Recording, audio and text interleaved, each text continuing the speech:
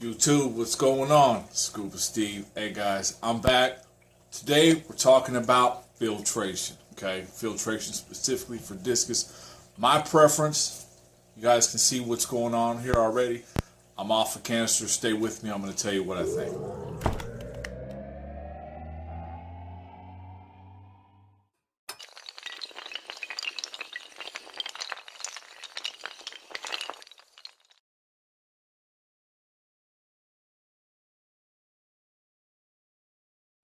Okay, guys.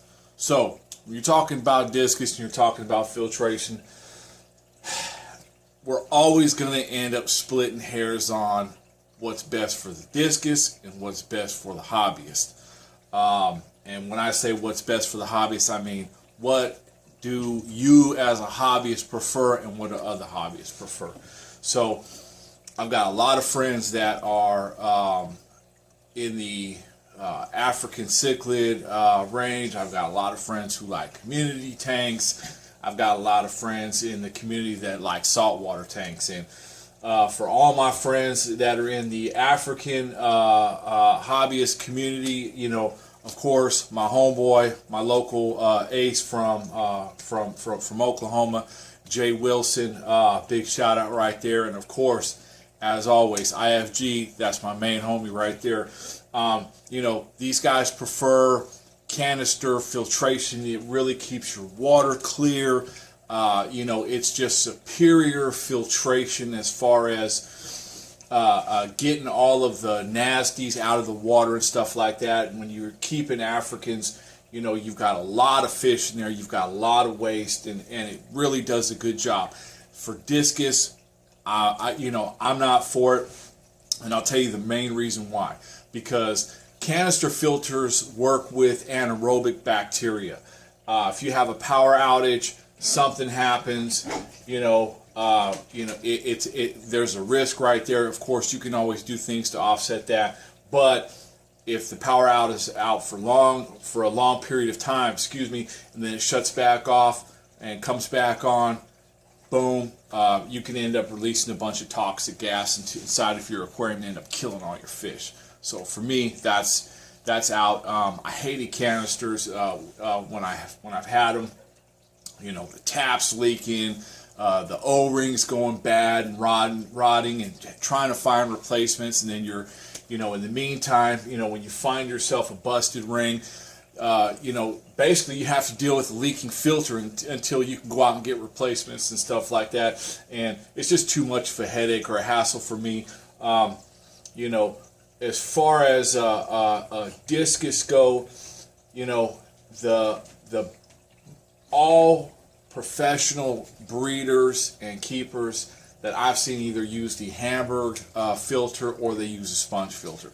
And that's because the sponge filters, they allow the oxygen to roll over and through very slowly, which allows a healthy population of beneficial bacteria to be established. That's going to be, you know, your major plus.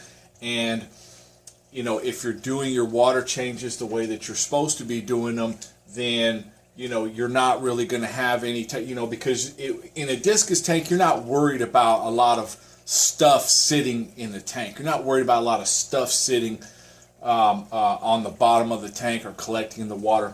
I'm not worried about that because I do too many water changes for that stuff to ever sit or collect at all anyway. So, you know, I'm taking care of my tank. You know, there's a saying amongst Discus keepers, and that is, I don't keep fish, I keep water. My water keeps my fish.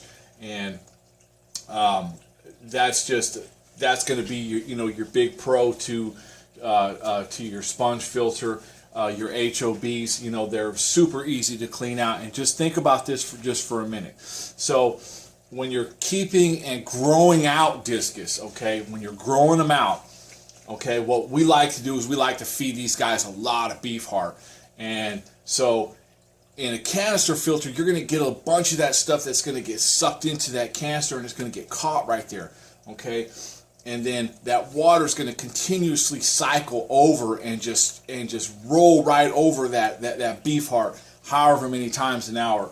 and that stuff's just going to be sitting there right inside of the water. And we all know that Discus have like a real keen, sensitive sense of smell, and they just don't like to smell rotting stuff. So if you're not going to be cleaning out your canister filter like all the time, then your Discus, they're going to stop eating. It's going to foul up your water, even though you don't think it's foul.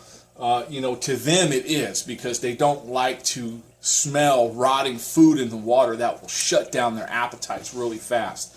So with a sponge filter, you don't have to worry about that.